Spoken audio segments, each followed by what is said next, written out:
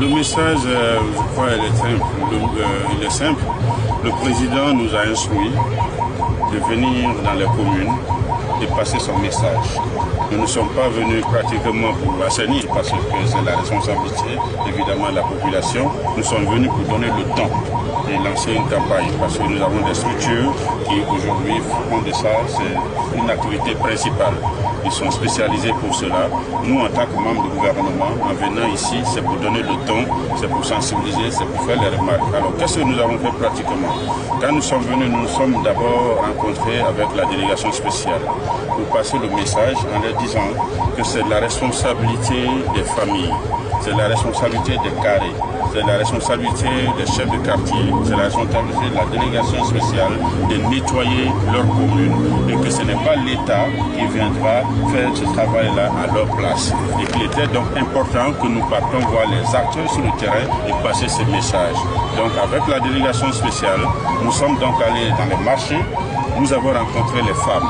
Et avec eux, nous avons fait des simulations, évidemment, d'assainissement et nous avons passé les messages. Les femmes ont été claires avec nous, qu'elles sont prêtes à accompagner la délégation spéciale pour ce travail.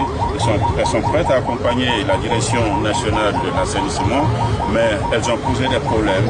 Par exemple, les caniveaux qui sont fermés, elles ont demandé qu'on puisse maintenant là ouvrir pour qu'elles nettoient parce que c'est complètement sale en bas. Et ça, c'est au niveau du marché. Nous sommes allés voir quelques chefs de quartier. Nous avons vu le chef de quartier de Kabitaya. Nous avons vu évidemment les syndicats qui sont aussi des acteurs importants. Nous avons discuté avec eux pour qu'ils soient évidemment nos interprètes auprès des autres chefs de quartier pour leur dire que le message du président est clair, c'est leur responsabilité, qu'ils doivent s'associer à cela. Ce n'est pas le président qui viendra nettoyer devant leur maison. Nous sommes allés évidemment du côté de Sangoya pour rencontrer les jeunes. Et nous avons vu que ce travail a été fait depuis 2 semaines et ces jeunes sont toujours là-bas et effectivement c'est un modèle. Nous les avons remerciés.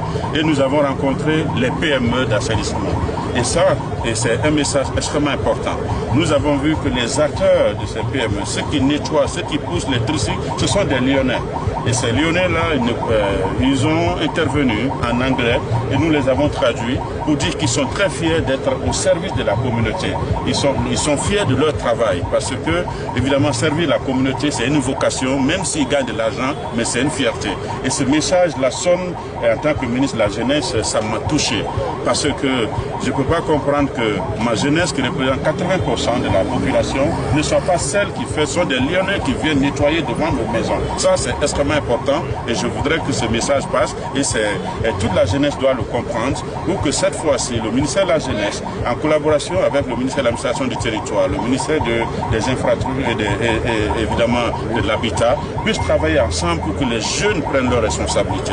Ça, c'est ce que nous avons fait. Nous sommes venus voir au niveau des ronds-points. C'est extrêmement important parce que l'État a investi de l'argent pour une visibilité. Nous sommes en train de faire aujourd'hui le branding international de la Guinée pour que la destination Guinée soit appréciée par les touristes et les investisseurs.